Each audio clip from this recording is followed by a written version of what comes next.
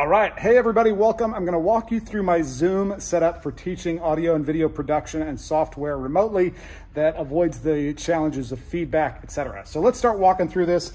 Number one, I already have a Zoom meeting up and running on my laptop, my school laptop, and I'm going to use two different computers to be able to do this, which makes life a lot easier.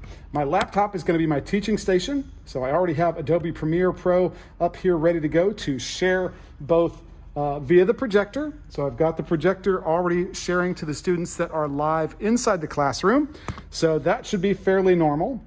But then over Zoom, what I find is if I have to sit here and constantly toggle back and forth between my video and Zoom, my students might say something on Zoom and I don't see it, or I miss that they're raising their hand.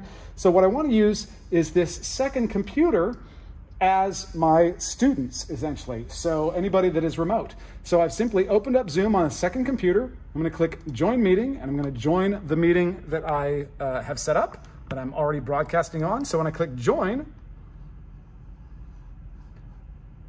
that will pop up, and be sure to immediately mute your audio and video. Like this is just showing up as student user, so I've got them muted for sure, because otherwise if I unmute, then you'll notice the sound gets picked up in here and starts coming back over this, over my teaching laptop. So that's gonna cause problems. So I wanna mute that, and if it still has any issues, you wanna click on the little caret in the corner, choose audio settings, and come up here and turn the output and the microphone volume all the way down. So once you turn those all the way down, that's gonna keep any sort of feedback from happening, and that will really help. So now this is what, of course, they're seeing on Zoom. So when I want to share my screen over here, I can simply come to Zoom, share screen, and then I can either share the software or just share the desktop.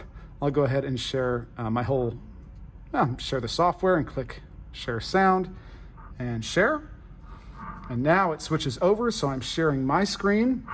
And you can see that now the students on Zoom are also seeing my screen, while at the same time, here in the corner, I can click this toggle grid to be able to see all of them. So if somebody waves a hand or something, or tries to get my attention, then I'll be able to mute my own microphone and come over here to Zoom. Let me just quickly pop out of this, and I could always come back over here to my audio settings and turn up the output so that we could hear them.